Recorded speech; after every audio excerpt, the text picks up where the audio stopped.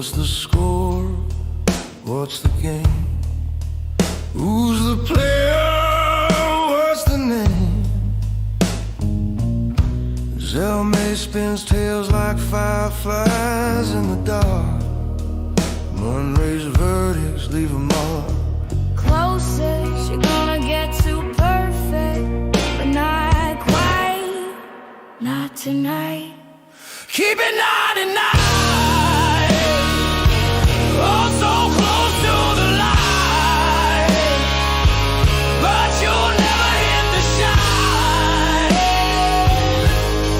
Keep it 99. It's the closest you're gonna get to 100. Yeah.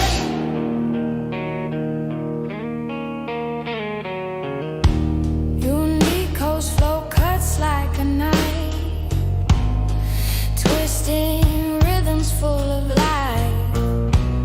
The storyteller whispers truth in the night. Fraud judge rules with a crooked side. Closest you're gonna get to flawless, but it's raw, it's lawless. Keep it 99. Oh, so close to the light, but you'll never hit the shine. Keep it 99. It's the closest you're gonna get to 100. Yeah.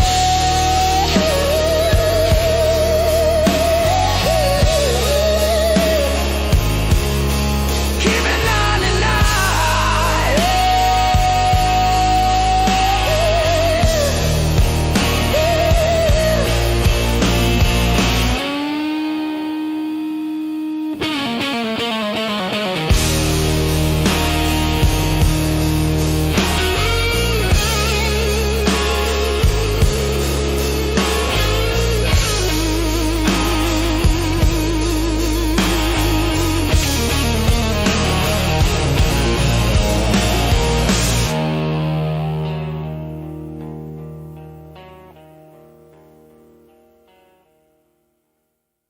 What's up? Alpha, it's your boy Alpha. Zelmae, looking cute, looking clean, looking sexy. And of course, I'm joined with the greatest crew of sportscasters you have ever seen. Maybe, perhaps, probably, most of That's right. That's right. it is we got first Monray Hudson. How you doing there, Monray? You know, it's your boy Monray Hudson, ready to speak the truth in the halfway point of the season. We here. Yeah. This episode is brought to you by the award show of the overall 99 Midseason Awards. Speaking of, we got a host here, a host of multiple award shows, fashion shows.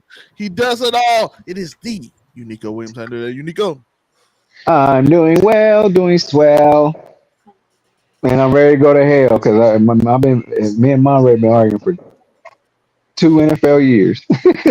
Man, eventually you're going to see reason, man. Ditto. And of course, we got down there W.E.B. Du Bois. I mean, the Hollywood Sensei. How you doing, the Hollywood? Wow. You know, fire Raheem Morris that's all I mean. Yeah, I won't already. be good until I get that headline that he's fired. You know what I mean? He might be close the way it's going. And y'all two at the bottom play each other this week. Interesting game.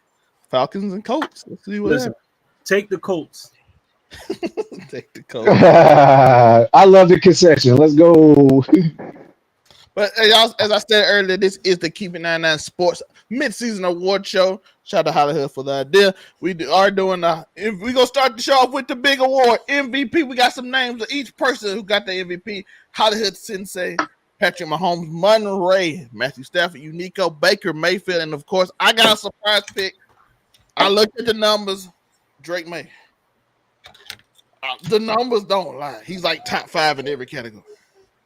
And he got the number 1 passing percentage, and he's number 1 in the AFC East. We're going to start off with Hollywood. Why you pick Mahomes as your MVP? All right. Patrick Mahomes, right? Yeah. I mean, let's look at the stats. I mean, let's give it to you. 3rd in the league in passing yard. Yeah, I mean, 17 touchdowns, 5 interceptions. 65% completion percentage. You know what I mean? QBR in the 75s. Like, and the Chiefs is doing, you know what I mean? Without the adequate weapons that we used to seeing them have. I mean, even though I know Rashid Rice just came back. So I feel like that even more is going to boost his MVP run, especially if they make it to the playoffs. So, I mean, I just feel like he's been performing at an MVP level without MVP pieces. So, I mean, that's why I got Patrick Mahomes. He literally is the most valuable player to that team. So, you know what I mean? And that's what the award is. The award is called the most valuable player. So, you know what I mean? Patrick Mahomes. Next up, we got Monray with Matthew Stafford. I think he's number 2 in passing yards. So, Stafford is either number 1 or number 2. I'm not 100% sure which one. They're number 1 in passing yards.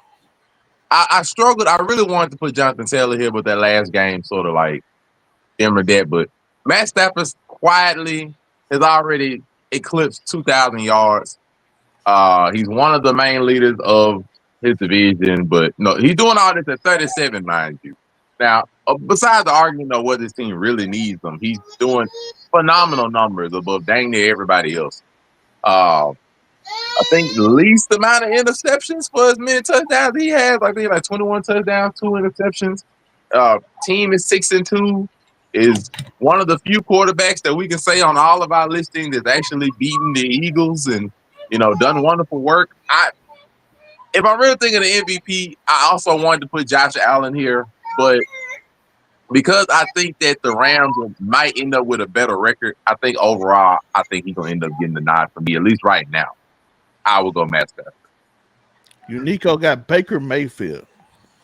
Man, I had to go beyond the numbers with him. I just had to go beyond the numbers. It's like, how good will my team be without that guy? You can't just throw anybody into that situation and be like, oh, we good.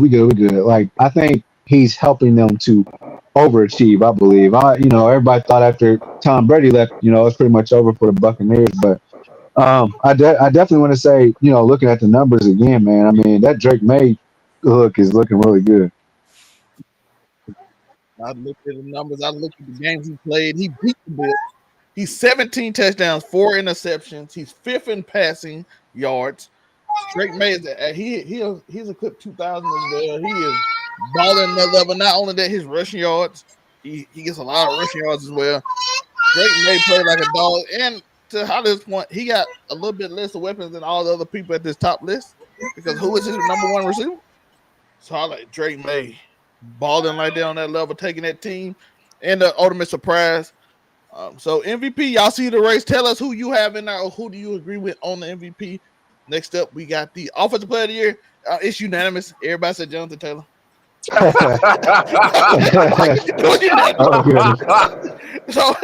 I don't know.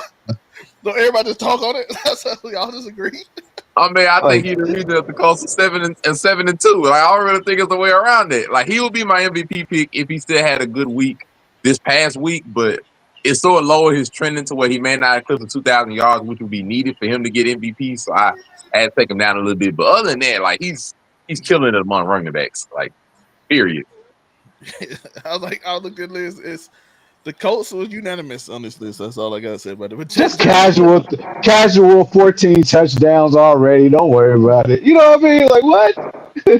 Fresh after coming off the injury and coming back last year struggling, it's always good to see Jonathan Taylor ball out because he's one of my favorite running back, one of the most explosive players in the league.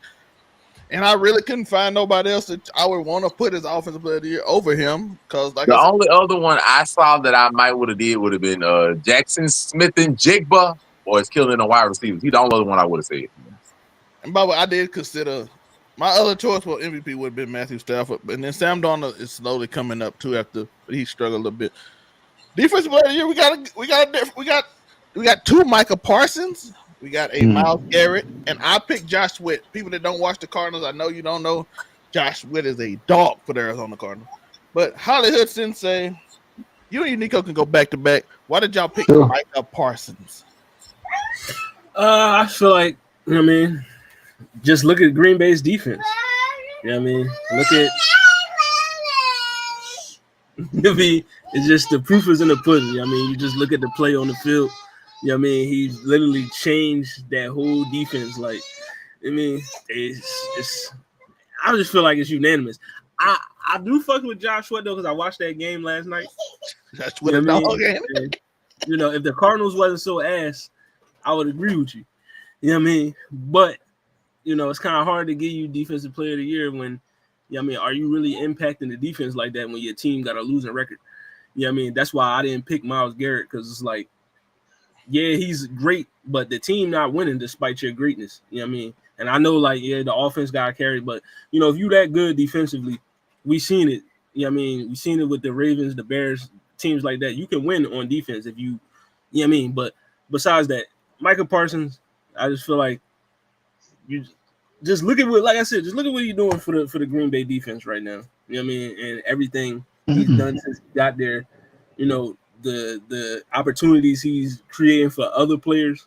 You know what I mean? And then it just seemed like he always coming up with a timely sack. You know what I mean? He's just Michael Parsons, defensive player of the year for me. Uniqo Williams. Man, I say first of all, today told a story about Dallas and the whole Michael Parsons thing. First and foremost, yes, he went to Green Bay and he is making an impact. You can see it. It's not always about how many sacks or man. How is he really? This stuff that that you can't write down. Yeah, you can do QB hurries and stuff like that, but no, it's some stuff where he just break a play up. But the other part of it is, man, you got Jerry Jones with his eyes closed trying to throw Hail Marys at the trade deadline. And it's insane because it's like, first of all, you said, yeah, we traded him to the Packers so we can get this Packers is actually going to be a better fit for us. Y'all ass on defense. Y'all, we laughing and giggling at y'all on defense. Secondly,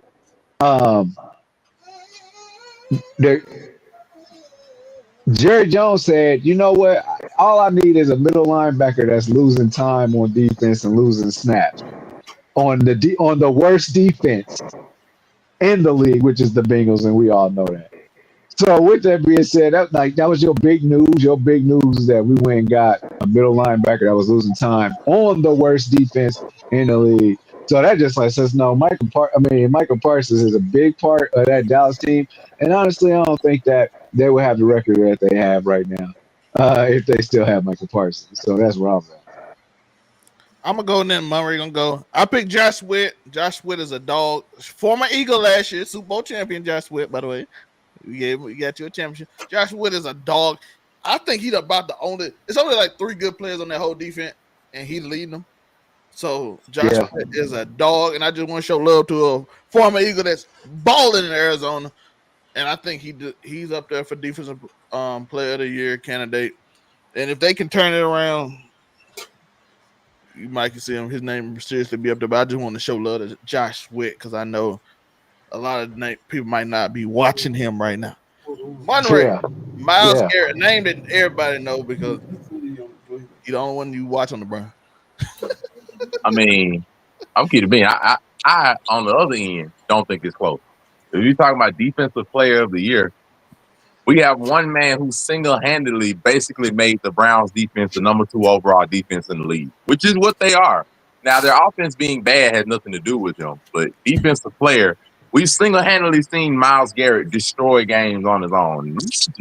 One good example is the game against the Packers. That the Packers lost because of Myles Garrett. So this is known that he is obviously one of the best impactors in the game. Has to be double teamed every time, and he impacts every game. Albeit the Browns don't win because they're horrible offense and everything else of that nature. I mean, defensive rankings, aggression, everything. Mind you, Myles Garrett was even considered the best defensive man in the league before the Packers trade. Even when Michael was wreaking havoc and everything, I just don't think it's close. I think the way he impacts games, who he is as a player, how teams have to account for him, I just don't think it's close when we're talking about individual players. Now, the team record and everything, if you want to put that in there, fine, but that has nothing to do with him. As a player individually and what he does for a defense, I think it's clearly him. An ounce of competency on because the Browns are in these games. They're not getting blown out. Defense in the league. Second ranked defense in the league. And that's because of Myles Garrett. And they own that field a lot. Like, my man just had what? He 5 just had sacks. 5 sacks Or- against the Patriots. I'm like, I'm sorry. Like, I give that to him. That's him. I think I after like He it. I had like 5 it. sacks, but the Patriots scored 32 points.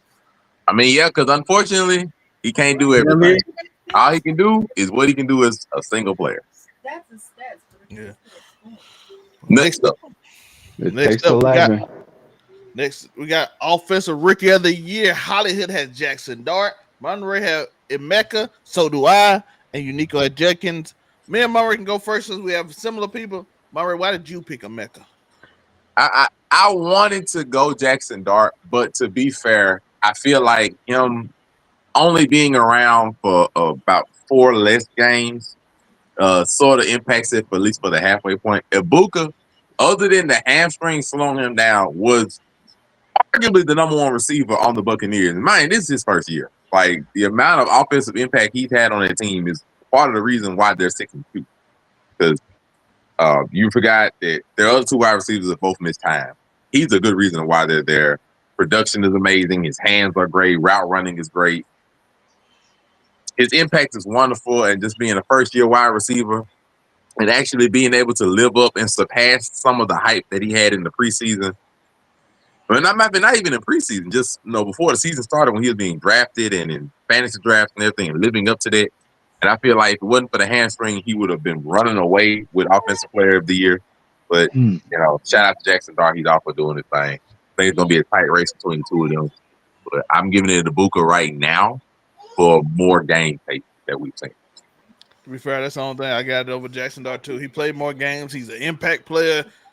Every week you saw a highlight of him. He's a fun player to watch. He's the one people gonna vote for because he's a fun player to watch. Emeka. Speaking of the one we said we was gonna pick if he played more games, how did that Jackson Dart? Yeah, Jackson Dart, I mean, immediately injected life into the New York Giants. I just want to say this. I get it about the more games played by Ibuka, but we also got to remember Odell Beckham won Rookie of the Year, and he only played 12 games his rookie season. So it really don't matter how many games you play. It just matters what you do in those games. You know what I mean? And Jackson Dart, what he's been doing in these games, you know what I mean? Like, the Giants is a bad football team. We know that. But, you know what I mean? We see that he can make plays. He can make plays with his feet. He can make plays with his arm. You know what I mean? They going to win games that they shouldn't win. Like, the game against the Chargers, the game against the Eagles, because Jackson Dart can do shit that other people can't do. So, right now, the Giants probably going to have a losing record because they're a bad team, but Jackson Dart is going to be entertaining, and he's going to get them hope. And like I said, he's been playing well since he's been injected into the starting lineup. So I feel like if he keep the play going, if he keep it up, the Rookie of the Year is in the bag. And most of the time, when we look at all these awards, they usually go to quarterbacks any fucking way. So, So, I got Jackson Dart. Yeah, hill up, scatterboo. Uniqo. You pick Judkins. Yeah, man. I gotta go back to the Browns with a lot of stuff. Like, man, the Browns is right there. They just seem to be missing something. Not sure what that is, but it just seem to be missing something. And I'm just throwing that out there. I mean, he's cold. It would have been Gentry. I mean, they just ass. Like, these 2 ass organizations, bro. That nigga, is he even? Yeah, he had a game, but then I forgot about Gentry. It's like he's sabotaging him. I don't think he's gonna be up just because the team's trash. Chip Kelly sabotaging him. I don't care what you're saying. No, I just really feel like it's a lot of teams that are there. It's just they're just missing a little something. So like for Browns, they're missing a true spark from a true leader and look, Shadur, man. They're missing Shadur. That's the spark. I think you get that. Dylan, y'all was like, let's pick a 5'8" quarterback and see what he go. Stop it, man. And then your defense has been pretty damn near elite for like the past 4 years, 4 or 5 maybe. It's just your offense been ass. Right. We talking about an organization that's had Jake Delhomme be the starting quarterback for a hot second. after the Panthers. I mean, we just I mean, you had Baker They had Mayfield, Brian Hoyer as a quarterback. They also had Baker Mayfield as a quarterback. Hold on, wait, and wait, that Joe, shows you. Joe, And they screwed that up. You put Jenkins in here just to talk about Shadir Sanders.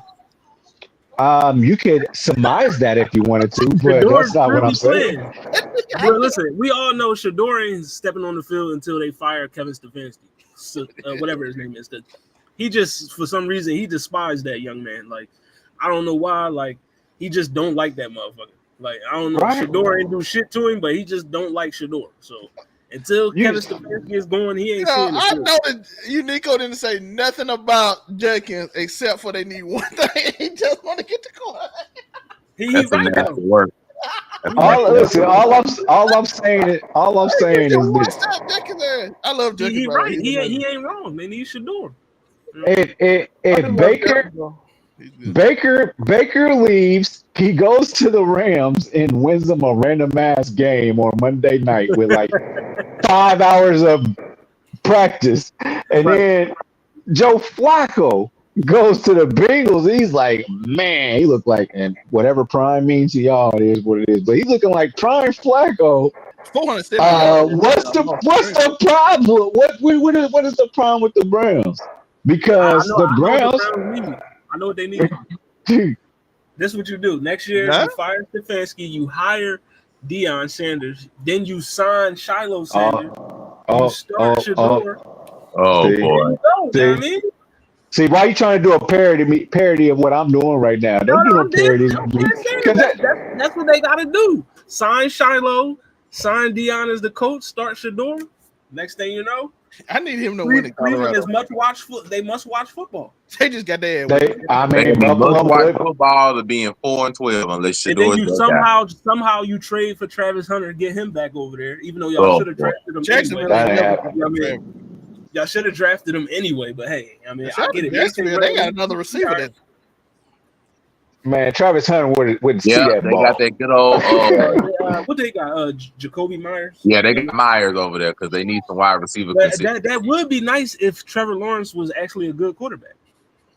Well, I don't think he's horrible as a quarterback, but it's been a lot of inconsistency as a wide receiver. Ask Brian Thomas Jr. But Brian Thomas Jr. also can't- went down. His hands have been put on for decoration for some reason. That man got His dropped. stats was better with Mac Jones. That is true. 49ers. That is very true. He But he's had also better dropped the stats with Mac ball too. Jones. He's Yeah, also dropped the ball too. He got stone hands. He's been dropping them. Yes. Next up, we And got. you know what? I really hate that Cam Ward is not in this conversation because He's fighting for his life down there. That man He trying is. to, I hate that for him. that man trying to The survive. Titans ass. He said it. He out might his be own comeback player of the year next year. Who knows? And that's what number one overall picks cannot be comeback player of the year. We talked about with the What the NBA. heck that game? No. You don't tell Women winning that too. most improved. No, I don't want none of that. No, you can't get that as a number one pick, man. I'm sorry, I can't ride with you. Number one pick just means you were picked first. That don't mean nothing else. You improve more than anybody else. Next up, guess, defense look good man. in here. We got Hollywood with Jalen Walker. I like that. Monray with Abdul Carter. Uniqo said he don't know. And I got Mikael Williams. You don't know is the bid. Hollywood. I don't know nothing about the defense right now. Listen, I'm gonna keep it a buck. This is more of a homer pick than anything. You know what I mean? Because I do think if I had to choose and it wasn't Jalen Walker, I would probably pick the safety from Seattle. What's his name? Nick Eamon-Warry. You know what I mean? I feel like but Jalen Walker, I don't know, just 3.5 sacks right now. I mean, I don't know if he lead all rookies in sacks, but he might. You know what I mean? 3 sacks, he just been, when he's on the field for our defense, we're a totally different defense. Like the pass rush is actually alive when he's on the field. Like he can rush the passer, he could play the run, and also he could cover coming out there. I mean, he could cover running backs and tight ends. So, I mean, I got Jalen Walker. I mean, because our defense is vastly improved. Like we had a very anemic, non-existent pass rush before him and James Pierce Jr. got on the team. You know what I mean? And now, we just had 6 sacks in the game that we should have won. But Jalen Walker was heavy reason for that. So, yeah, I got Jalen Walker. Monray had Abdul Carter. I mean, we were looking at the Giants pass rush being good before the season, and Abdul Carter has done his part for that. Actually, help contribute to the team pass rush being actually effective. Does his job well. Now, their defense has been shaky for a number of reasons, but Abdul Carter has been stout. He's been good. Actually, like everything he's been doing on the field, you know, you take the Giants secondary, don't really look like nothing, but that front four has been good. I give it to Abdul Carter. I think it's been very good and consistent for the duration of these first 9 games of the season, albeit with the team, you know, suffering. I mean, just saying, you know, been doing his thing. I wanted to choose him, but he only got half a sack. I mean, yeah, because like, unfortunately, his man's right next to him always takes all the dang sacks. He got 11 sacks next to him, bro. So I'm like, he took all the dang sacks from him. But other than that, you know, between him and Miles Garrett for top, right? You know, like he done took like freaking 11 sacks from him. I'm like, bro, all them ain't you, but whatever. Definitely. I picked Mikael Williams because they had a lot of injuries. He came in and he had done a great job on leadership on this defense. Only reason I'm be honest, I wanted to pick a home and pick Jahad Campbell, but I can't keep picking Eagles players like I picked. Like I picked even Josh Sweat, but I didn't want to put Jahad Campbell because Jahad Campbell been playing amazing. But Mikael Williams, he took over leadership role. He been playing. He would shoot off the ball, gets a lot of pressure on quarterbacks. He's a big reason they got the record. He hasn't quite got. I think he got 1 sack or 2, but he gets a lot of pressures. You know, he got other people on that defense to finish up the sacks. So he leaves the quarterback in. They get the sacks and the defense tackle linebacker. He doing a great job. I want to just show him some love too. Like I said, I know I'm gonna pick Jahad Campbell, so but Mikael Williams get some love too. Next up, the Colts undefeated again. Everybody pick comeback player of the year. Everybody pick Daniel Jones. Well, not Monray. Christian McCaffrey. I tell you, take that back. Why? Where did he come back from? What did he come back from? Why did I put Christ McCaffrey? Who thought he was? Whoever thought he was like, man, Christian McCaffrey's just ass this year. I understand injuries, I get it, but nobody's ever been like this. He just ass. Let Monray get his thoughts out. He can. To be fair, we were talking about comeback player of the year. Christian McCaffrey, Daniel Jones was probably like 3rd on my list. It was not him. Like originally, the reason why I originally went with Christian McCaffrey was prior to the season, people actually thought Christian McCaffrey was washed because, you know, you remember last year he only played 4 games, was like one of the biggest busts of the entire season for fantasy owners and everything. Had to go to yonder way for a foreign treatment to try to treat his Achilles and everything of that nature. People generally thought he was washed. Come back now, and he's basically if not the sole, the second reason that the 49ers are 6-2. He does everything on offense like he used to. He has multiple running yards, rushing touchdowns, catching yards, does everything that they want him to do, and basically has returned to the Christian McCaffrey that he was 2 years ago or a year ago when they made their Super Bowl run. If that's not the definition of comeback player of the year, I would say it is, mainly because Daniel Jones, I don't call that comeback player because we've seen Daniel Jones do that before, like similarly to what he's doing now. Not to say that he's not doing very well, he is, but it's not as surprising. Christian McCaffrey, to me, is legitimately surprising.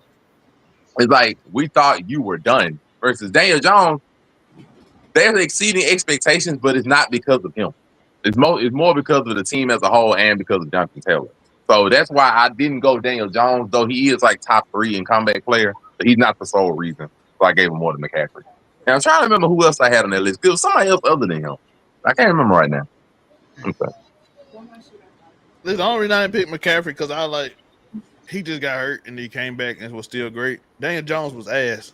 He came back. It's shocking. That's the reason why I picked him. Like we looking at Daniel Jones last year, 8 touchdowns, 7 interceptions. I mean,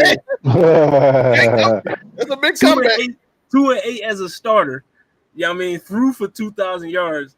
And right now, he 7-2 over his passing yardage for the. I mean, about to pass his career high for touchdown passes. It got to be Daniel Jones. You know what I mean? I remember. The other one I was thinking about putting on here was Dak Prescott. So Daniel Jones was 3rd. But again, Dak Prescott the same reason I put Dak just injured. Before he was injured, he was the second place in MVP. But I'm saying that thing that for me, what Daniel Jones is doing, as I've already said to everybody in this group and in chats, is the exact same thing that he's done before. So that's why I don't put it like I'm like he's done this before. So that's why I did not put that there. Like it's more surprising for the other two because Dak doing so well is like, okay, people forgot how good Dak was, and he's exceeded some of those expectations. And Christian McCaffrey has come back from when people thought he was just legitimately done from possibly Achilles and your knees falling apart and everything. That's more surprising than, okay, Dan Jones is doing good, but the Colts is actually a well-run team with a wonderful organization. And so I'm like, okay, I'll take any of those three, but if I want to do my personal choosing, it'd be Christian McCaffrey more than just Daniel Jones. Bro, Daniel Jones in a quarterback battle with Anthony Richardson. You don't come back more than that to me. Right. Anthony Richardson is a worse, younger. And also, we gotta be. Did anybody other than Uniqo, and also whoever lived in Indianapolis, did anybody have expectations for the Colts at all this year? Not really. I mean, I'm glad that you left me out of that. Right. You know what I mean? But unfortunately, the unfortunate part is that I can say that about all three teams. Did anybody expect the 49ers to be halfway in there decently competitive? No. I would say no. Did anybody expect the Dallas Cowboys to have the number one offense in the league? I expected the 49ers to be I expected them to be the 49ers. Like, you still got Kyle Shanahan as your coach. You know what I mean? I don't think nobody expected them to go 6-2 and still be able to be sweeping their own division. I don't think nobody had that on their bench. I thought they would be at least above 500. Yeah, above 500, I think. But nobody expected them to be competing in their division. Of course, falling out off injuries. We all we down there put the Colts to be last place in this. Heck no. Nobody expected them to be last. Who I pick? Oh, I picked the Titans and Texans. Titans were gonna be last. Yo, by the way, CJ Stroud, I pray for you. It's bad at the boy. That was a bad hit too. Next up, and well, hold on. Was you about to introduce me in? I was about to say, boy, I love keeping my opinion last and out. Listen, Dan Jones. So my thing was this. This is my thing. Christian, see, we're opposite on this, Monray. See, with Christian McCaffrey, I was not doubting his talent. I just really, I was like, if he stays healthy, he's going to do what he's been doing. He played with the Panthers, and killed it, but injury. But the difference for me was I from the eye test, I felt like Daniel Jones could make every throw, and he can throw, and he can run. Now, when Hollywood put it into perspective and was like the nigga was 8 touchdowns, 7 interceptions out this joint, I understand. But I saw Daniel Jones being better than what they might be saying. You know what I mean? So when the Christian McCaffrey went to the 49ers, that was no surprise to me that he's that good. So that's why I didn't consider him in that comeback player of the year kind of thing. You know what I mean? That's where I'm at. I think Daniel Jones is definitely top 3 on the list. It's just I'm thinking comeback. I'm like, okay, McCaffrey then came from, bro, we think you done. Like in the league at all, you might be washed. Like done at all, and then okay, you're still good. Like okay, you're still elite. Like okay, you're not just good, you're elite. So I got to that, but I do honor Daniel Jones because like we also thought like, hey, my boy garbage out here. Like, okay, he actually still can do a job, run offense, be a starting quarterback. So I get both routes. I'm not mad at either one. Yeah. And just I just want to touch on Dak real quick. That franchise gets so much hate. It's so hard to really see the success in the spots that they actually have success in. You know what I'm saying? Like this offense is great. But all we can do is say, I can't blame him. He just threw a Hail Mary all day. What you talking about, man? I didn't blame it Jerry Jones. Hey, it's too little too late for them trades, man. It's too little too late. 3-5-1 is what we're looking at right now. 3-5-1. Yep, it's too late. It's too little. We told you that them trades in the preseason. You like, we good. I'm like, all right. It's That too nigga little, too really late. thought he did something by getting rid of Michael Parsons and said, "Give me a D tackle," which I have not heard near stat He about better him get. all season. I mean, I'm gonna keep it being. Quentin Williams is he is He like that. is good. I It's just just think it's the too little, too Jets is late. ass. So Yeah, I to think it's where I'm too talking late. about the Packers one, that the Packers D Kenny tackle that Clark. came in. He good too. Yeah, He good too. He Yeah, I around think he fuck it was. He up. made like a Pro Bowl or two or some shit like that. You know what I mean? No, I I'm said just, I ain't heard nothing I about him only this think year. He it's a, just he a run stopper though. He not gonna get like a lot Yeah, of he I think he made a play or two last night. I think he had a sack or some shit. But I mean, that's they my lost. only thing. So Like if they'd have did this trade 2 weeks ago, I'd say, hey, yo, they got a shot. Now, I think it's too much to come back Yeah, from it. In the NFC, I think it's too much to come back from. Yeah, she's I stacked. But agree with you. If they did that shit like beginning of the season, then you know what I mean. But now, I after a think loss to the Cardinals, yeah, it's nah. too little, too late.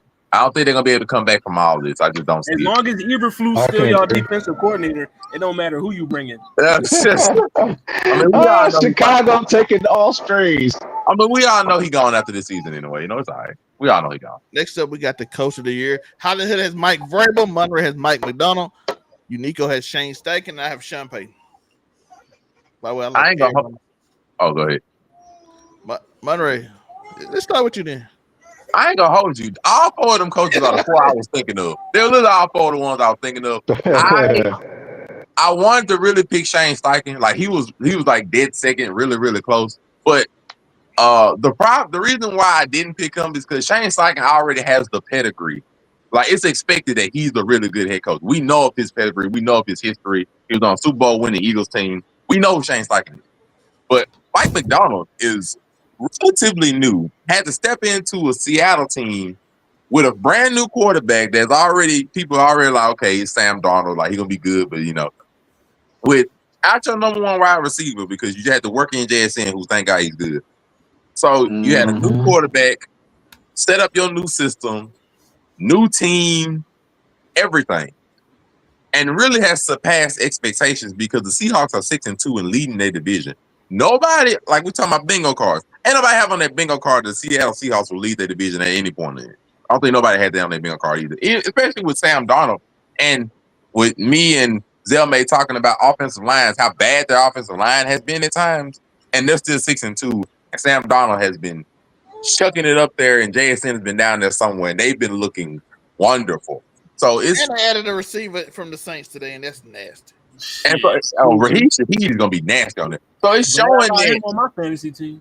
So it's showing that not only is he a good head coach, a good first year head coach, and has been able to take all of this and make it work like amazingly well. So because of that versus Shane Steichen, like he's been able to be good, but him adding in a peg and making it work versus Mac McDonald having to put everything in from scratch in a tough division, mind you. He's in a tough division with freaking the 49ers head coach and another Super Bowl winning head coach in the Rams, and you're still competing?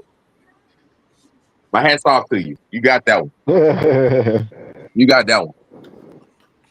Uniqo, you picked your head coach. Yeah, I mean, and you know, I'm gonna say it like this too. If the Colts are great this year, and they go on to continue their success next year, this, that, and the third, he won't be on there. You know what I mean? He won't be on my list next year. Just like, hey, it is par for the course. But here you are playing for the Colts. You're doing this with the Colts. You know, I gotta. Nobody. All we knew that we had coming in was a decent team. We didn't think that we had just future Hall of Famer wide receivers and anything like that. Great. We didn't come into this. We were just like, man, we just gonna try and make it work. And he's done a fantastic job of doing that. And I mean, I guess to say they're making something out of Daniel Jones, that is what it is. But like I said, I just gotta give him props because then nobody, like y'all said, outside of myself and the folks in Indiana, when nobody checking for the Colts, now everybody like, oh man, we looking at a possible MVP, possible offensive player of the year, possible coach of the year. That's tough, man. Shout out to if we can do owner of the year. I mean, there you go. Y'all know her. Y'all know her. I ain't gonna go so far as owner of the year. I ain't gonna go that far. I don't know why not. Making sure y'all doing right. Nah, he ain't gonna be the owner of the year. Nah, I ain't gonna go that far. No, she might be. I'm just saying. They do right. She said, "I want to make sure y'all are She acting said, I right." want to make sure y'all doing y'all job. Auntie Carly don't play. She said, I need to make Auntie sure these don't play. motherfuckers ain't full of BS and they know what they doing. You know what I You mean? got to listen to play calls. Yeah, I got to know what. So you told them to run this, and the wide receiver ran that, so he was wrong on this particular play. But when she's sitting there like, "Nah, you called that, knowing that," and they told you that was a quarters defense, which nobody can beat over the top. We all know that. Wink, wink. Uh, but yeah, come on, man. She down there like, I want to know what's going on. I feel like you do that if you know. If you say you selling cars, I need to know how these cars work. And the people I got working for me, they better know it too. Because the first time you say it's the carburetor, when it's really the alternator, we got a problem. Because yeah, Crazy. can I fix it? Yeah, I can, but I hired you to do that. Now I need to know if you know what you're talking about. Yeah, everybody. That's why everybody doing their thing. I love it. Shout out to her. She looked just like Uncle Jimbo. I don't know, I don't know what that means for her. But she does have a hyphenated. She has a hyphenated name, so some man like her. So, but that Ursay name ain't going nowhere. My Uncle Jimbo put it together. Hollywood has the Pats. Mike Vrabel after the last time the Titans won was with Mike Vrabel. So, and can I give you this prop real quick? I want to give you this prop because most of the time you get DeMarcos and Vrabels as coaches, they automatically think y'all gonna win these games 13-10, 13-9. Come on here. Yeah. Hello. The reason why I picked Vrabel, because let's keep it a buck. Nobody had the Patriots at 7-2 after, you know what I mean? No, sir. Bingo card, you said, 9 games into this next season, the Patriots going to be 7-2. Drake May going to be an MVP candidate. I mean, nobody, even though they should have lost on Sunday, but Parker Romo's a nut ass field goal kicker. He missed it. But and also Mike Vrabel should be the coach of the Atlanta Falcons. But hey, y'all decided to hire Raheem Morris for some reason. But besides that, Mike Vrabel has done a wonderful job with the New England Patriots. We thought they was dead. Tom Brady gone, Belichick in North Carolina stinking it up. But they were worse for wear after Brady left. They went to the playoffs that year. They got smacked by Buffalo, and then you decided to, give Mac Jones a special teams coordinator for offensive coordinator. The Patriots was downhill. This franchise was wrecked. They was over. Last year they was ass. You inject Mike Vrabel, former Patriot. He know the Patriot way. He got these boys playing good on offense, playing good on defense. Now, the offensive line is ass. Shout out to my boy Will Campbell, LSU. We in the building. But he the only person on the O-line that's doing something. But still, Mike Vrabel, nobody had the Patriots at 7-2. Like, nobody. I'm going to just keep it a buck. At best, we probably thought they at this point of the season they may have been 4-5, 5-4, maybe, but 7-2. With a second-year quarterback, and you bringing in a new wide receiver with Stephon Diggs and everything. Yeah, I got Mike Vrabel. Mm-hmm. I like everybody's pick, right? You can't go wrong. I ain't gonna lie, these are the 4 people I had picked. You can't go wrong. All 3 y'all pick somebody different. So I was like, I got one left. Champagne, let's pick him because he got the Broncos rolling in a good division, by the way, a really good division with 2 really good division. Really good division. Quarterbacks. And some people say Geno above average, but he ain't played it till last week. He finally played above average. He had Brock Bowers out there destroying my fantasy team. Man, Brock Bowers the reason why I lost 2 fantasy matchups. Me too. I lost both of them because Brock Bowers. Brock Bowers had like 40. I'm like, okay. No, I had one team, Brock Bowers and Drake London on the same day. Like, come on, bro. I had DK Metcalf dropping touchdowns on mine too. Come on, man. So, and then one league I lost because I ain't start Rico Dowdle. Mad as hell. I saw a lot of people didn't start Rico. By the way, shout out to Carolina. They figured it out. Carolina, they 5-4. I'm saying they figured it out. Who would have thought? Sean Payton, and you can see the growth of the team. That's the thing I liked about Sean Payton. That's what you can see the slow progression of all the players on the team. You start seeing the two young cornerbacks, Satan and the Harris. I can't think of his name right now, but the two outside corners getting better as he coached them. You see the linebackers getting better. You see Bo Nix getting better. You see the running game coming together. You see the offensive line. You can see them getting coached into being better. That's the one thing I like about the Denver Broncos. Like, I can see y'all being coached. It's just not talent. It's just not y'all missing somebody. It's just not X's and O's. I see y'all, that player that messed up last year, he don't make the same mistakes. So I do love that about when I watch the Broncos play. That corner that used to bite on that, when you do the double move, he bite on it. He don't bite no more. They getting coached. And I love seeing it. So he can be your coach of the year. All four of these can be coach of the year. And I think the second half of the season will probably may sway one or the other. Because I think they all about have the same record. Close to it. What I'm saying, I think everybody got 2 losses. Yeah, they all got 2 losses. Yeah, Patriots. All of them got 7 wins except for Seattle because they 6-2.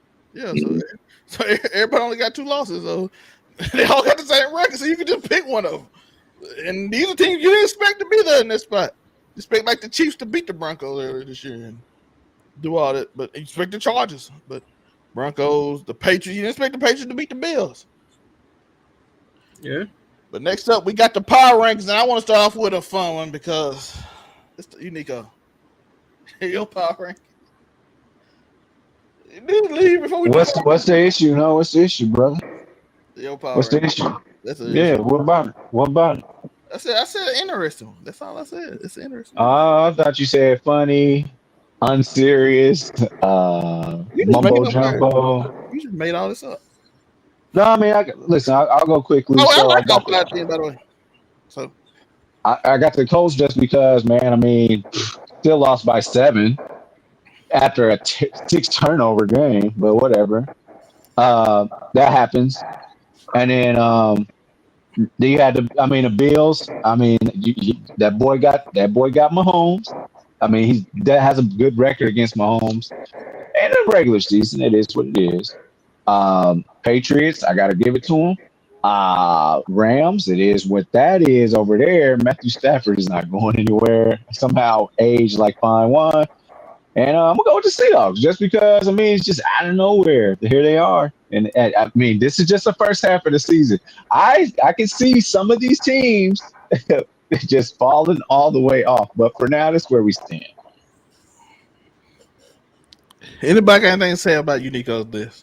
You don't gotta say nothing. Just say your list. Just say It your don't make list. any sense, but we accept it already. It don't make the first lick of sense. You got the Patriots behind the Bills, and they beat the Bills, and they got a better record. Like, I understand, it don't make no sense, and I just accepted it. I believe that the Bills have a quarterback that is better than the Patriots quarterback. They also lost.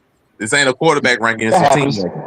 The power Well, ranking. it starts with the quarterback. The Rams also beat the Colts, and yet they're 3 spaces behind them. That don't make any sense either.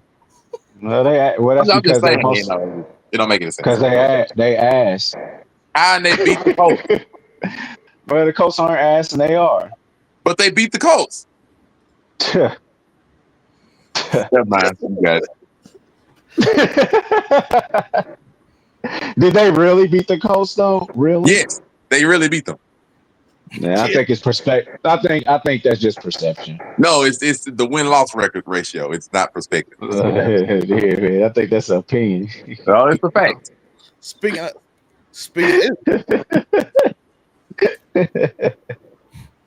of having 3 AFC teams is nasty. That's the only thing I hate. But I hate throw it at the wall, see if it sticks. Shoot for the moon, see where you land. That's where we're at. That's all the problem with this. You got 3 AFC teams. Disgusting to me.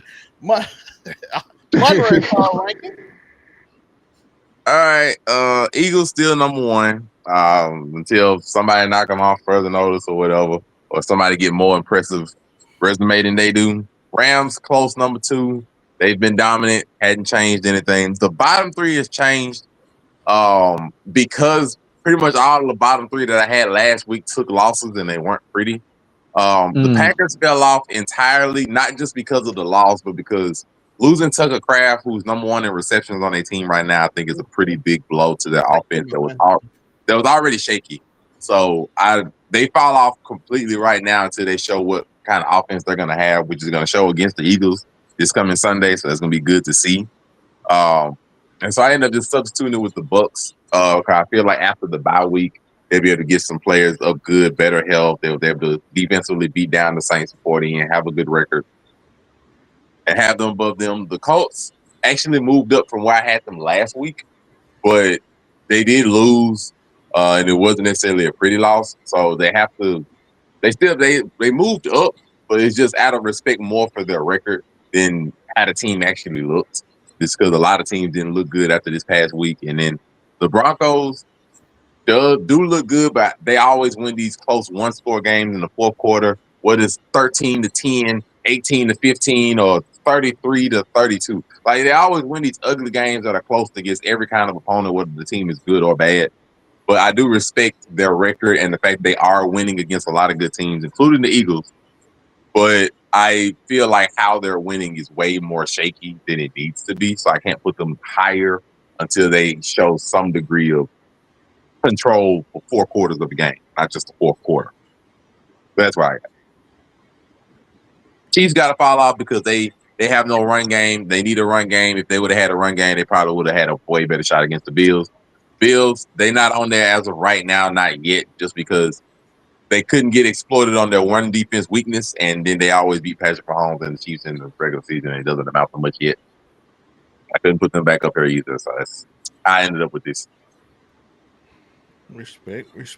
Anyone got anything on Monray's list? No. Next up, we got Hollywood Sensei. I got the Broncos number 1. Winners of 6 straight games, and they also beat the Eagles, so I can't put the Eagles above them. But yeah, they won 6 straight. They can win whether it's they blowing somebody out like they did with Dallas, or they can come back and win a 1-point game or even a 3-point game against one of the best defenses in the NFL. So I got the Broncos. Eagles. Eagles speak for themselves. They lost to Bo Nix and then a miracle game against Jackson Dart. So, it's the Eagles until further notice. They're the best team in the NFC. 3, the Bucks. Baker Mayfield been playing MVP level football the whole season. Show. Even as much as I hate to admit, but they just it's a good football team. 4, Seattle. I watched that whole game against the Commanders. And Dan Quinn, you should have had Jaden Daniels out of that game at the beginning of the fourth quarter. But that's a different conversation. But the Seahawks, that offense is scary. They didn't even have to run the ball at all. Like Sam Darnold just like, fuck it, who gonna catch it this time? Is it gonna be JSN? The boy Horton, he just came out of nowhere. And then they just got Rashid Shaheed, yeah, man. Seahawks, 15 for 15, 4 touchdowns. That offense is scary. And then the Bills, they just keep winning. They just beat Patrick Mahomes and the Chiefs. Josh Allen playing another MVP level season. So I got them at 5. I had, the Colts, I know they're not in here, but I feel like I moved them down to 6 because they just lost to a team I feel like they should have beat. So that's why I got them out my top 5. Anybody got anything? That can't possibly have anything to do with Justin Fields, Aaron Rodgers, Week 1 shootout, and what you mean? That was, we did the Steelers. Y'all just ain't rocking with the Steelers at all. That's it's hard for me to buy. I didn't believe in them from the beginning. I can't buy them. The Ravens lost every game almost, and Monray they still got a chance because the Steelers number 1. Now look at them; they 2 games behind them. Listen, this the same Steelers that went 11-0 and then got smoked as soon as they got in the playoffs. So you can't. I don't believe in them. You can't put no faith in them. But yeah, I definitely feel like the Colts should have beat them. That's why. If they would have beat them, they would have been my number 1. But you lose to Pittsburgh, I gotta drop you. Yeah. Here's my power rankings. Y'all know what it is. The Zelmae power rankings number 5. MVP candidate Drake May. We got Mike Vrabel in here too. I think they are a very elite team. I love the Patriots. I think they are a good team. They are above Buffalo because they beat them. As simple as that. Number 4, we got the Lions. Why do I have the Lions in there? I just like to watch the Lions play some football with Jamar Gibbs, everybody, David Montgomery. We got Jared Goff. Bias. We got the Bias. whole thing in here. Next up, we got number 3, Broncos. Listen, I know they beat my Eagles, but my Eagles, they found the offense. Man, we had a man doing text prayers out here. He back now. He back. He gonna sit on the bench. He good now. He done stopped reading his books. He focused. He locked in. But the Broncos are a really good team. As I told y'all, Sean Payton, I had them up. Number 2, the Bucks. We love Baker Mayfield in the game. And number 1, the Eagles. Of course, fly Eagles fly. Number 1 team in the league. We the Super Bowl champs. Still the champ. To be the champs, you gotta beat the champs. So there we go. That's where the Eagles are. By the way, this power ranking was very hard. By the way, because literally every team in the league almost won 2 games. I'm like, I look at the rank. I'm like, it's 2 and 3 losses everywhere. I'm like, so why are there like 14 teams with 2 or 3 losses? That's half the league got 2 or 3 losses. I'm like, okay, we just have to find a reason to put them there. Half of them beat the other ones, so I don't know how to separate. So I just picked the teams I was most impressed with this last week. My Eagles got a bye week, and of course, I'm always impressed with my Eagles because we the champs, baby. I don't understand how the Lions are on there. I do not understand how they're there. Not only did they lose this week, there are other teams that have better records and have beaten better teams. So the Lions, you can make the argument, can't beat good teams. Like the only team they've respectively beaten was the Bucks when the Bucks dang near had no wide receivers put on the field. I don't think they should be there. Everybody else I ain't worried about, but I don't think that they should be there when they can't be good teams yet. I just like to watch them play football. Bias. Bias over here. I ain't gonna lie, if you look on this list every week, the Lions and Eagles been on this list almost every week, except for the week I was mad at. I was mad at AJ Brown, so I didn't put him on the list. Bias. This is 100% bias. This is my bias because every team got the same record. So I just decide on who I like more. But shout out y'all, let me know your thoughts of the Power 5. Who power ranks you agree with? Who would you change in? Like I said, there's 14 teams with like 2 or 3 losses. So you can interchange all of them. So this has been one of the most competitive seasons I've seen them. Yeah, I think everybody in the NFC West got about the same record. So, except for the Cardinals, they all got 6-2. Yeah, they all 6-2, except for the Cardinals. So yeah, that's it for the NFL Power Rankings. We got one more thing, and then we're gonna get y'all out of here. We got the one big thing in sports this week, where each one of us picked something we want to talk about in sports this week. We're gonna start off with Uniqo. Big thing in sports this week. Yeah, just pick one big thing you want to talk about in sports this week that we didn't cover. Shout out to the Dodgers for that Game 7 W. I have to respect it.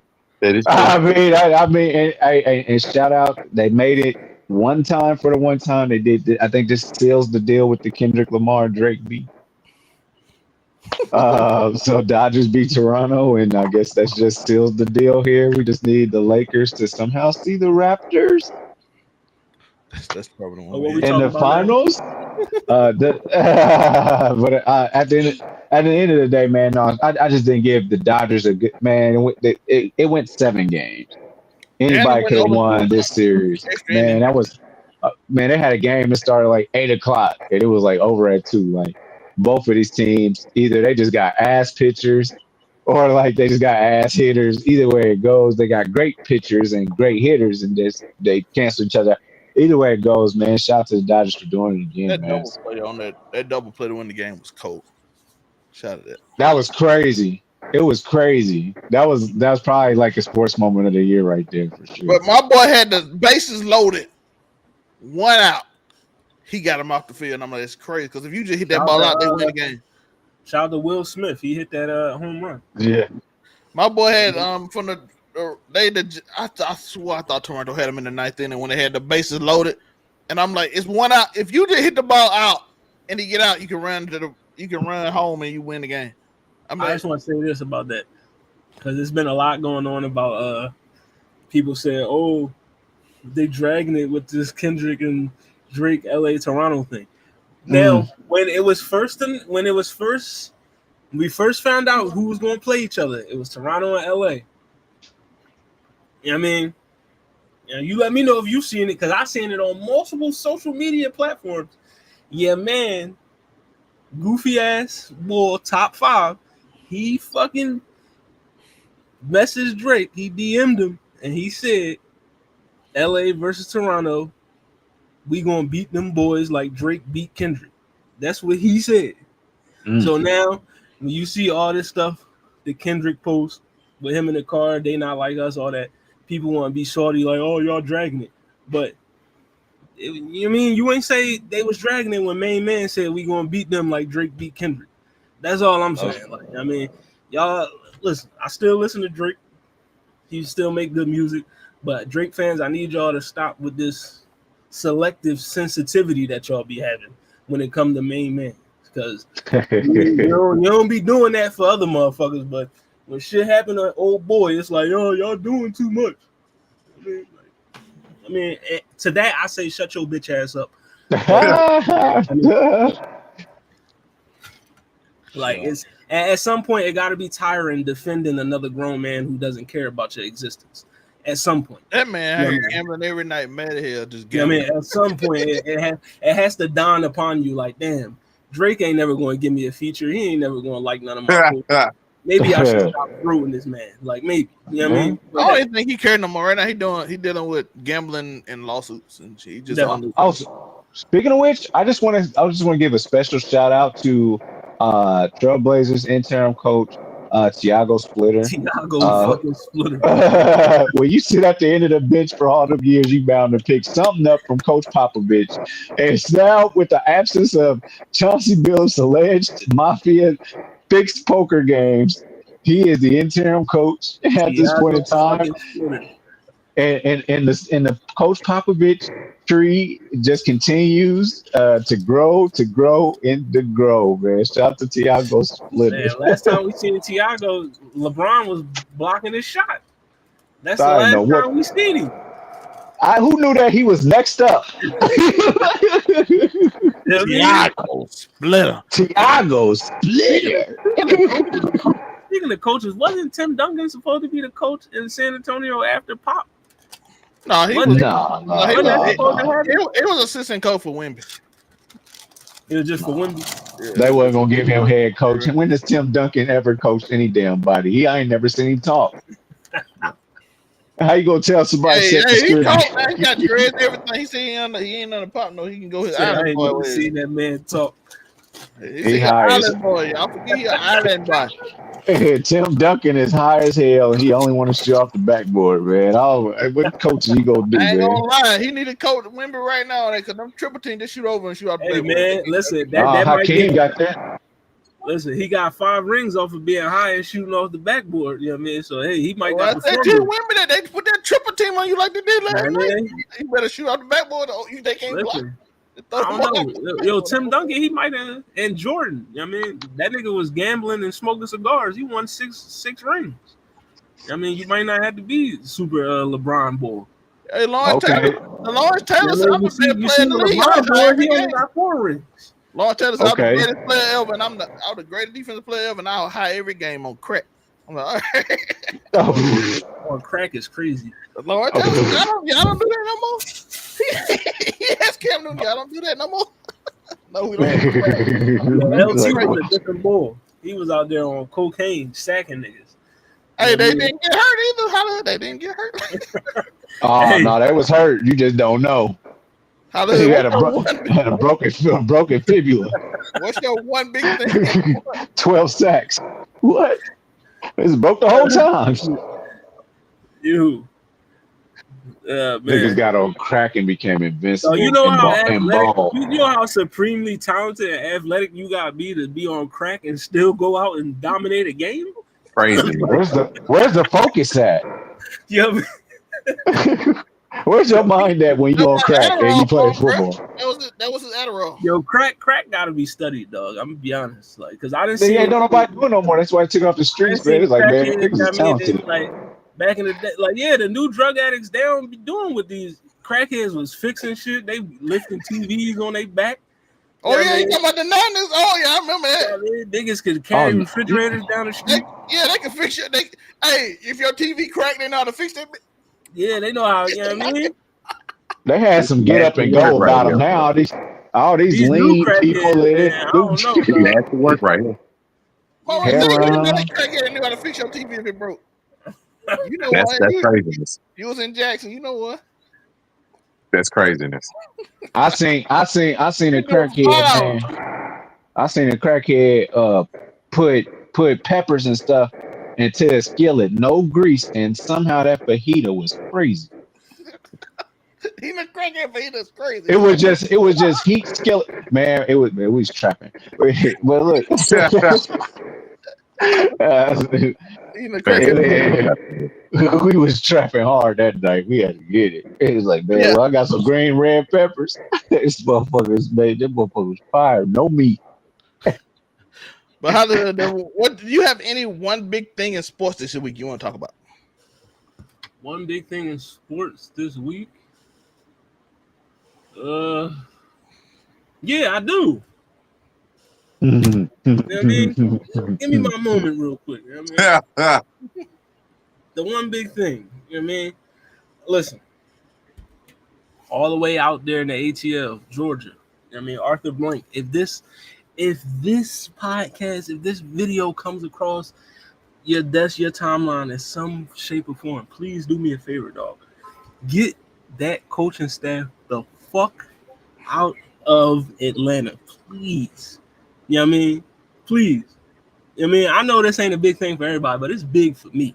You know what I mean? Because I just watched y'all lose 34-10 to one-eye Tua Tagovailoa. One eye. The nigga had one eye. One eye. You lost to them by 24 points. And then they turned around on Thursday Night Football at home, put up 6, and got their ass whooped by the 2-5, the 1-5, whatever the fucking 5, Baltimore Ravens. And then this Sunday against the New England Patriots. You know what I mean? You cut the one kicker because he was ass, which he should have been cut him last season when he missed 15, 60, 11 field goals, whatever. You know what I mean? Then this bum misses a field goal. He missed a field goal the second week on the team. That should have let you know then that he shouldn't have been on the roster. He was already missing field goals before that. He wasn't on the fucking roster.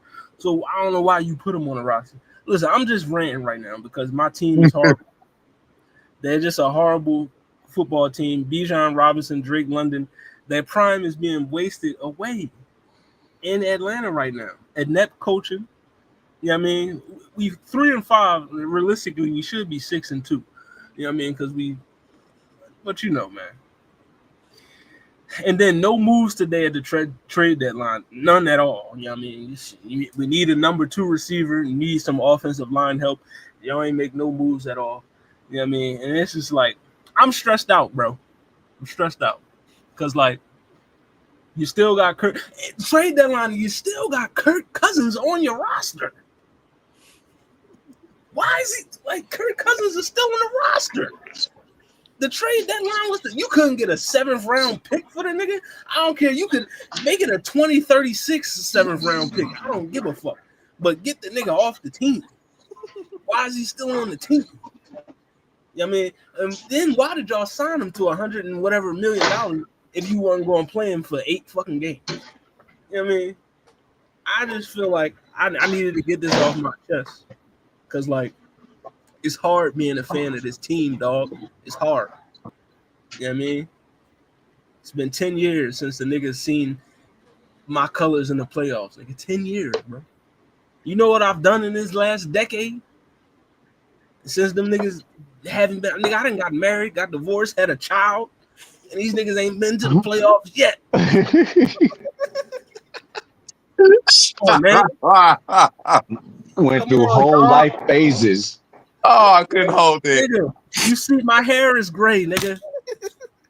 My hair is gray. I'm 35 years old, and I got, you know what I mean? They stressing me the fuck out, dog. You know what I mean? No moves at the trade deadline. You ain't even move Kirk Cousins, bro. But That's a good again, point that I didn't even think of, man. I didn't even think of Kirk But then Cousins. again, how would you going to move Kirk Cousins when his only audition to get moved was a game against the Miami Dolphins where you lost 34-10 to Tua with one eye.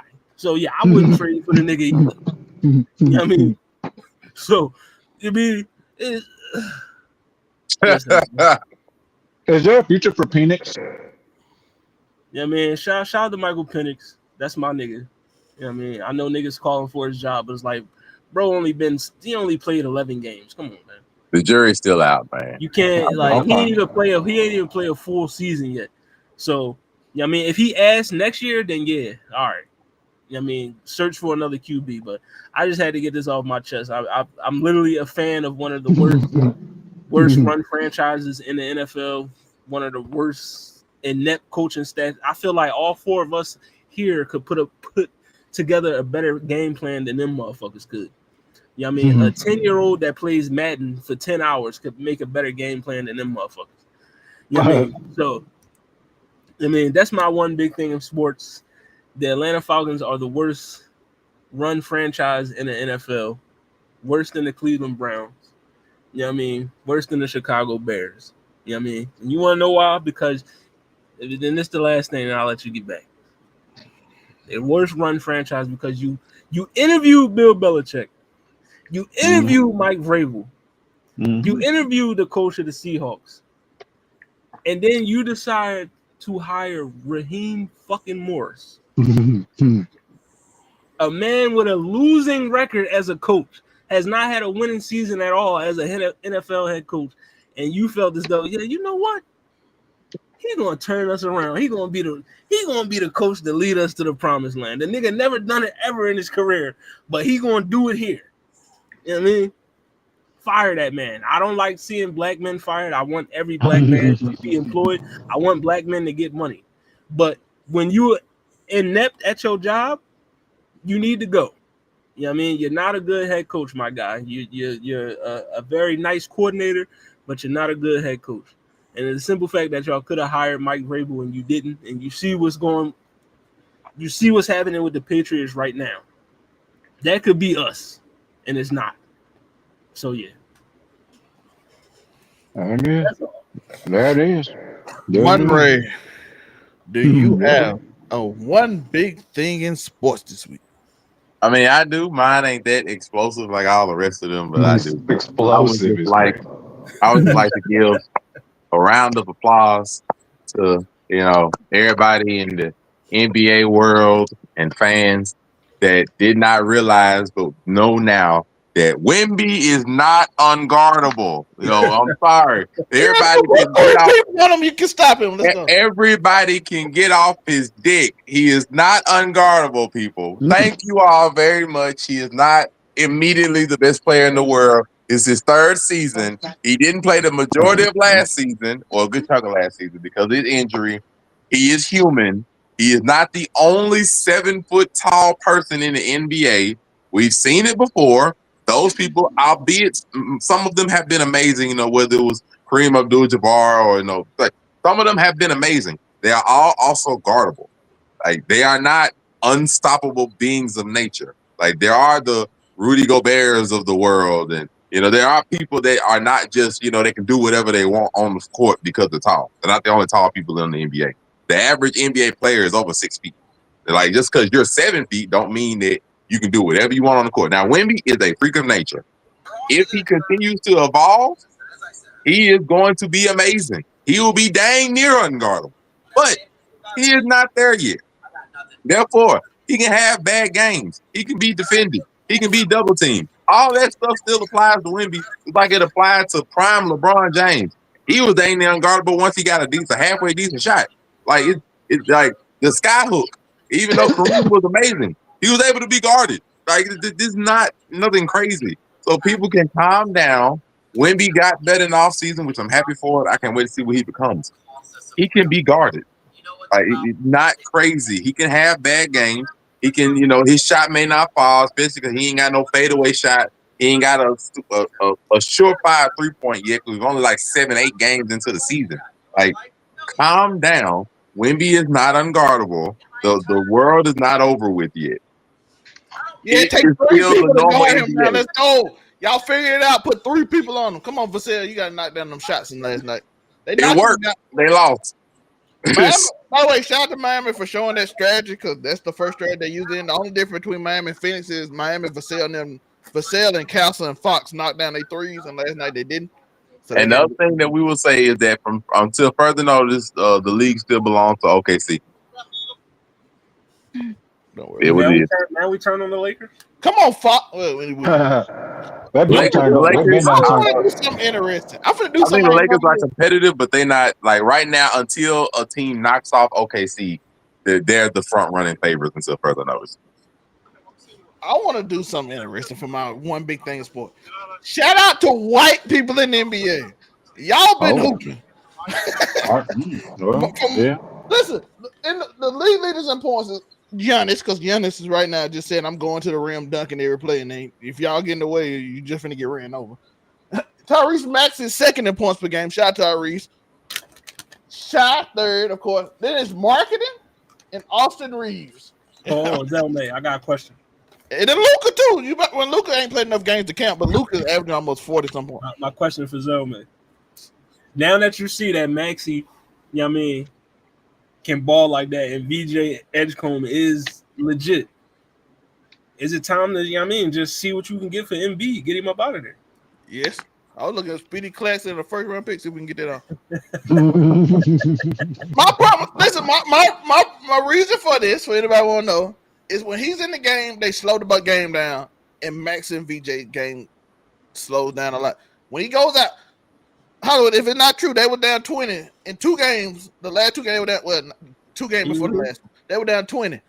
And minute count hit, they came back in both games because Maxi and VJ just started sprinting up and down the court. Full speed, just sprint every play. VJ trying to end somebody's career with them dunks. He didn't try 3 dunks on people that I promise you would have ended their career.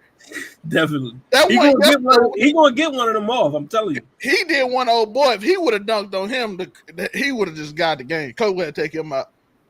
He did one the other day, boy. It hit the back of the rim. I said, "Oh boy, you would have been." Listen, you know I'm a Mavericks guy. Cooper Flag, my boy, and Flag we trust. But EJ Edgecombe, boy, that nigga, he different. I said after game 2, like, look, if Edgecombe gonna do that, they get Jared McCain back, and he balls out, and you got Maxey ball out. I said after game 2. McCain do that, and VJ Edgecombe continues on, trade Embiid and be done. Trade Embiid, throw away Paul George, or trade him if somebody was willing to take off that contract, and be done with it. Start your team over with them 2. I forgot Paul George was still. I forgot he was on there too. His contract's still on the books. I ain't forgot that. If somebody will take him, trade him away. Otherwise, go ahead and drop him off, and go ahead and just go run Edgecombe, Maxey, and McCain, and start your franchise anew. Like, look, I said after game 2. If they ball like that, screw it. They don't play defense, but they be running. It be fun. That boy don't play no defense. That boy had Embiid has looking like prime Hakeem Olajuwon. But to be honest, at this point in Embiid's career, can you get any value back from him? I don't know. He made Saul look like the MVP candidate. Saul had 31 and 20 on Embiid. I said, "Oh my God, Embiid." Saul? Alex Saar from Washington. Yeah, Alex Saar, yeah. 31 and 20 on you? As long as there are places like the Brooklyn Nets and the Washington Wizards, there are places that you can trade somebody to. Uniqo asked me that the other day. I was hesitant, but then I saw him play against Alex Saar. I said, "Yeah, we gotta get rid of this." Ain't no way. Alex Saar got 31 and 20. Dog. I'm sorry, you can't be on this court. He said, "Alex Saar getting buckets. I'm done with the ball." I think the Knicks would be dumb enough to go for Paul George and make him stand in the front and center of New York and be like, and they will destroy any hope they have that year. Yeah, they gonna destroy him. One big thing though, Josh Giddey, 22.99, hooping. Listen, the Bulls is hooping right now. I ain't gonna hold you. Franz Wagner out here getting buckets. What he got? Josh Giddey hooping. Kobe White. Yeah, man. The Bulls. Lauren Marketing, Austin Reeves, Luka, Franz Wagner, the white boy. The white boy's back.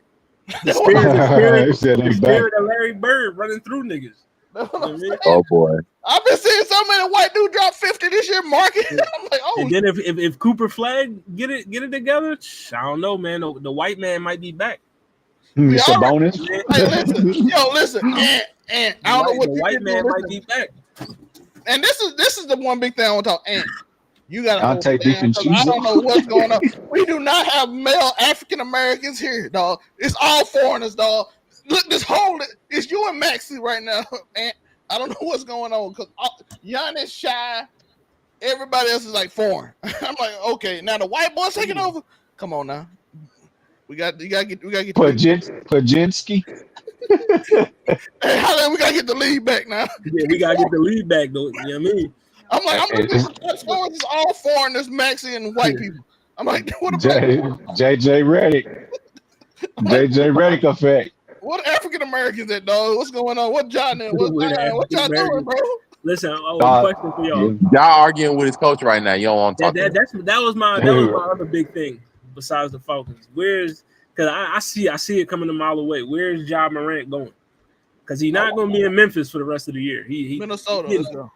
Brooklyn. Minnesota. John ain't on the same team to be must see TV. Nah, they gonna box, bro. I ain't going for that. They gonna box. Giant Ant. They gonna box. John Man. ain't on the same team. I ain't gonna They lie gonna though. box. John Paul ain't gonna call him a bitch, and you know he's They gonna do it. gonna box, bro. I Ant don't want to run that bro. right. Ant gonna call John a bitch if he complain. You know it.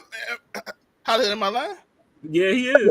Let me say, realistically, where could he go? Where could he go? Ant-Man ain't realistically. Miami. He's Where gonna do I hate it, think but he's Miami. On some He's shit, gonna hate it, but Miami. you know where I would like to see him go, even though I don't think they got the moves, the actual roster to pull it off. Even though they already did trade with Memphis, but if he was in Orlando, With Ja, Paul? Paolo, and Franz Wagner, But he's already a point guard. He plays Paolo's spot. that three would be crazy. You know what I mean? What other team? I don't know because Paolo would have to move to the 2, and Well, Bane would be on the 3. Paolo, small forward, power forward. Yeah, Paulo small forward. Boy, what's Franz then? Power forward. They're both I power think, forward. I think 3-4, No, 3-4, Paolo's like shooting guard, ain't it? Or like point guard. yeah, no, Paolo he like 6'8", 6'9". That Yeah, nigga like Paolo. small forward, power forward. That's crazy. Oh my, I had his position off. But I think if not Orlando, I mean, the Sixers would, but you would have to probably give up. I mean, Oh yeah, they giving up something. Maxie and Ja. Paolo got it. I Paolo ain't giving got to up go. Maxie dropping. No, I'm just saying Maxie and Ja. yeah. That'd be too fucking fast. I mean, you wouldn't be able to stop them niggas. But y'all ain't gonna have no spacing, and we gonna let y'all niggas shoot. I mean, that wouldn't be bad. BJ shit right now. BJ and Maxie dropping them 3. They do like to run though. So If I had to think realistically where he could go, what about Boston? Nah. They do need a At point point guard. guard? we do need a point guard, but I don't. But I think y'all had to give up too much to get Ja. Yeah, I don't think that's gonna flow right because Houston need a point guard back. we probably let go of Derrick White. Houston They do waiting one, but you gotta let go. waiting for Bland Bleak to come back. They're not gonna trade for no point guard right now. Van Fleet ain't coming back till next season, bro. That's If you dead. want, realistically, where I think he would go, that would probably be decent. Just put him on Phoenix. Him and Booker would be fine because Booker ain't gonna cause no problems. Booker's relatively chill. He ain't gonna cause no problems. Phoenix ain't gonna have no real, like not out of pressure to do nothing. I think they got the pieces to actually move for Ja. He gonna have pressure though if you go to Minnesota, and I don't think that's gonna work right if he have pressure. We already see now Memphis ain't even got many lights on him, and he already been acting out for years. Like I ain't saying nothing like this year. This year just arguing with the coach. There might not be a lot into that, but I think he's gonna do better in a place where there's not a lot of pressure on him. To like, if he goes to Minnesota, they're gonna be like, okay, long for your world championship. They're gonna expect that immediately. If you go like Phoenix somewhere like that, they're like, okay, he'll have some years to, build yourself back up, get your image back right, and not have pressure on you to have to go and win championships. And then if you happen to win championships, then you'll be fine. Definitely. I would love to see what Ant. I just want to see the movie though. He cannot pout. If he don't pout, Ant gonna call you a. Bro, him and Ant's not gonna flow. They're gonna argue. They're gonna argue. Yo, by the way, when that Lakers game when they played Minnesota and they said who is number 7? Who is he? Like that's what I'm saying. I ain't never seen this man in my life. Matter of fact, screw it. Let him go to Milwaukee. Be done with it. What Milwaukee got that people want though? Giannis. Yeah, because you talking trades. If they want to let go of Ja, they gonna get rid of him. All they got is Giannis. They don't got nobody else that anybody But wants. Giannis shooting 68% because all They he not doing letting go of Giannis. He be Yeah, we know that. Only player you could get for Giannis is Luka and Jokic. They have to give up like hella draft picks and be done with. But really, another team, Ja could. And you gotta throw Kuzma in there somewhere. You gotta throw him in the package. I was thinking Miami too. But my problem is him and Pat Riley going. Yeah, Pat not going for that. Pat No, not going for that. yeah. Pat, what you think Pat gonna do? Pat is not. That's his kingdom. He don't care. I'll take LeBron's cookies, man. What you talking about? I got a trade straight up. Trade Ja Morant for Trey TL. Man, Trey Young for Ja. Straight up. But that ain't gonna help. I mean, Ja would go to Atlanta, but then he wouldn't win. Like they'd just be stuck there. And then, to be honest, I don't think Trey Young. He'll make the Grizzlies a little better offensively, but defensively they're gonna be just as bad, if not worse. Spacing would be better if. But I think the there. best one is what Hollywood said earlier. Him and the Magic would probably be the best fit. I don't know what they could give up for because they're gonna want to keep Bane, Paolo, and Franz. So I don't really know what they're gonna be able to give up to get Ja, but him on that team would flow pretty much. Where they really give up like Jalen Suggs and a couple other niggas. Yeah. If any team trade for Ja, I think it's probably gonna be a 3-team trade if he do get traded. I don't think no team. I mean, especially with these stars and these contracts, it would have to be a 3-team joint. You know what I mean? Yes. Because you're losing. Because no matter where you trade him to, if it's a good team that you're trading him to, they're no longer a good team because you're gonna lose the pieces that make them good. Right. So like you trying to send them to Orlando, it's like okay, but you losing somebody. It's like that. Not a lot of teams really just have the capital to just straight up trade for him. Not right now, at least. Not a lot of them have it. That's what I thought made sense would be Minnesota. He might have to just play out and then just not resign and go. He might have his best route might be free agency, to be honest. Well, that's what I'm thinking. He can also just go to Sacramento. They could get rid of one of the 3 players. They don't need all 3. Yeah. Sabonis, get rid of Zach LaVine or DeMar DeRozan. Like they can get rid of one of them easily and just keep Sabonis. DeMar DeRozan goes to Memphis. Yeah, send DeRozan and some. That's a retirement. That's retirement. Send DeRozan and some auxiliary players and a couple picks to Memphis. Because the Sacramento got stuff to give. Like they haven't used a lot of their future first round draft picks on a lot of stuff anyway. They got stuff they could trade. Right. You talk to Sam Presti with all these picks he got? Do you call Sam Presti just to see if you can get him in a 3-team deal to somehow get something done? I mean, he got the picks. Presti like amassing trade picks for fun, bro. He like, bro, I got 15 picks. Who want to give me some? Right. Who want to give me some? I was thinking of teams who do have capital, but most teams I think that do have capital don't want them. Like Spurs got a lot of capital they can give that they don't. Spurs got technically the top 5 pick next year with the Atlanta Hawks pick. They ain't gonna do nothing with them. They're gonna keep them because they're gonna try to build that team for the future. Let's go get Boozer. Get us that first pick and give us Boozer so we can just correct that Boozer boy. Yeah, I got the first pick one time. You don't need it no more. Yo, we got Atlanta's pick and they suck. It's fixed. Like the draft is fixed. Y'all ain't getting it no more. Yo, we got Atlanta's pick. Just keep sucking Atlanta. Keep giving us the best team ever. Wait till Fox get back. We need a point guard ain't gonna turn the ball. Dylan Harper hurt, so. By the way, do not rush him back. He got a calf strain, and you know what calf strains lead to. Achilles. Do not rush him back at all. Achilles. Now you're looking at a watch season. With Fox be back next week, ease him back in. For the love of God. I love Dylan Harper. So please. And get Carter Brand some more work in. By the way, on that list I was talking about, Danny Avdija. Y'all know who that is? From Portland? Oh, man, you know we don't watch Portland. We don't watch Portland. That's crazy. He averaging 24 points and nobody know who he is. They don't show them. Because they don't show them. It's because it's Portland.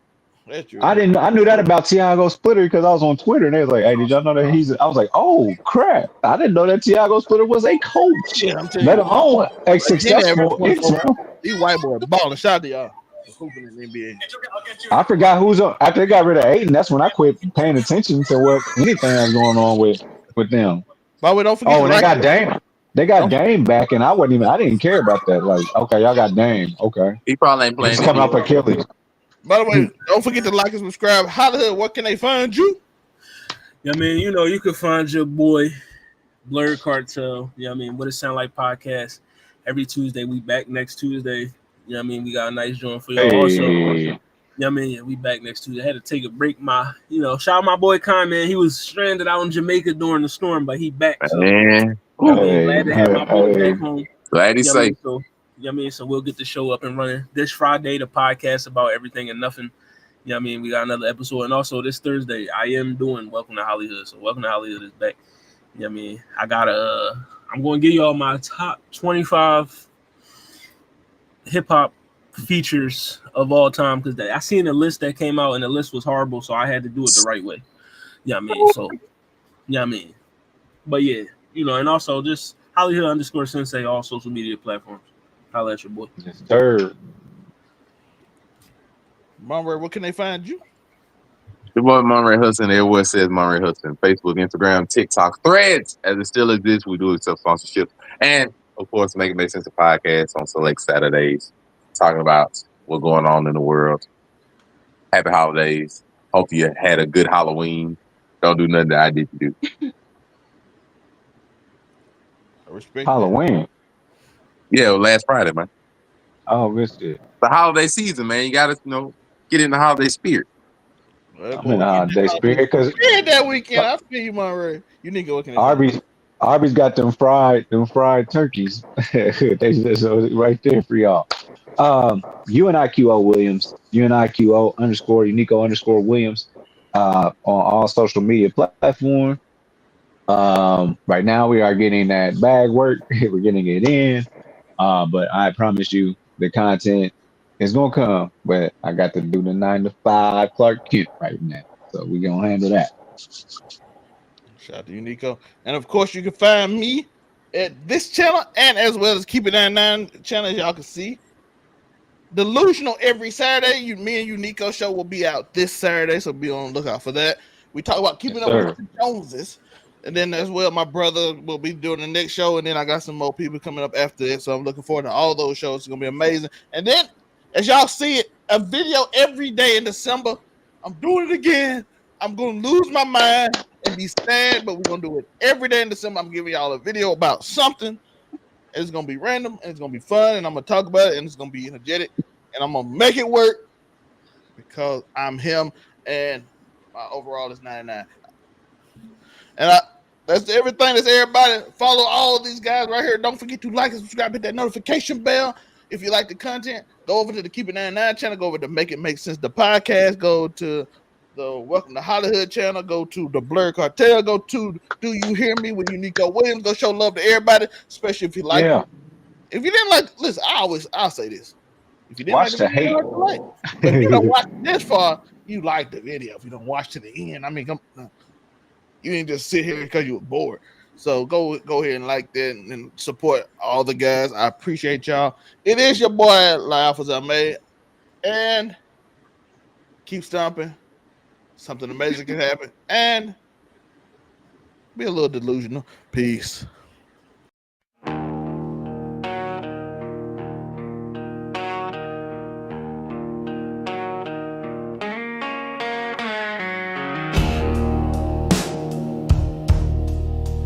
What's the score?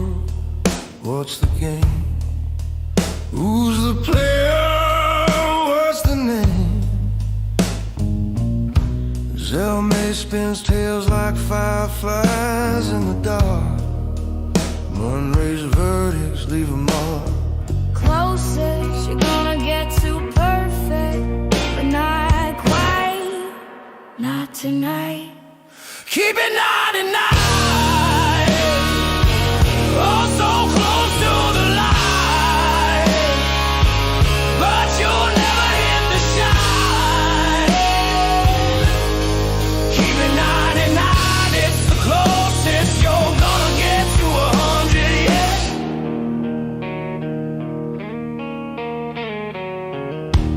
Uniqo's flow cuts like a knife, twisting.